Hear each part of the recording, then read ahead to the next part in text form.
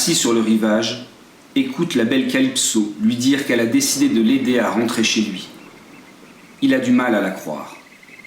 Reprendre la mer sur un simple radeau, voilà une étrange idée.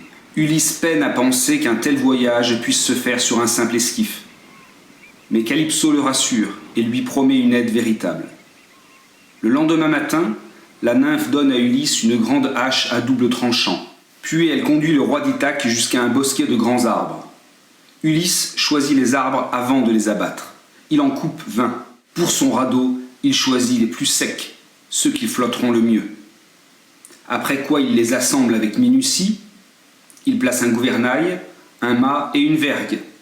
Calypso lui apporte une étoffe pour faire office de voile. Ulysse a encore bien du travail avant de prendre la mer. Il tresse les cordages nécessaires au gréement, c'est-à-dire à l'ensemble des commandes de la voile et du gouvernail, pour bien se diriger. Après 5 jours d'efforts, Calypso accompagne Ulysse sur la plage.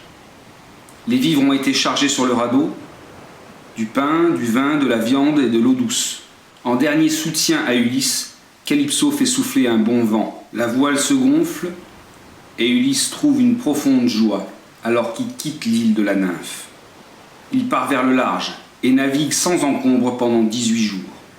Il aperçoit alors, à l'horizon, le rivage du Nil. Il s'agit de la terre des Phéaciens. Mais Poséidon rentre de son voyage, ce voyage qu'il avait éloigné de l'Olympe quelque temps. Il aperçoit alors sur la mer le radeau d'Ulysse. Or Poséidon éprouve toujours une sourde colère contre celui qui a aveuglé son fils, le cyclope Polyphème. Le dieu des mers décide de provoquer une nouvelle tempête. Il ordonne aux vagues de briser le radeau et de disperser les troncs qui le forment, comme le vent disperse les brins de paille. Ulysse, plus seul que jamais, subit l'immense puissance de Poséidon et ne peut rien faire d'autre que de s'accrocher à un tronc. Le radeau a été disloqué.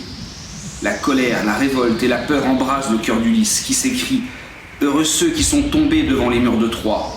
Au moins, ils ont eu des tombeaux et des rites funéraires, tandis que je mourrai seul, sans personne pour me pleurer, ici sur la mer déchaînée. »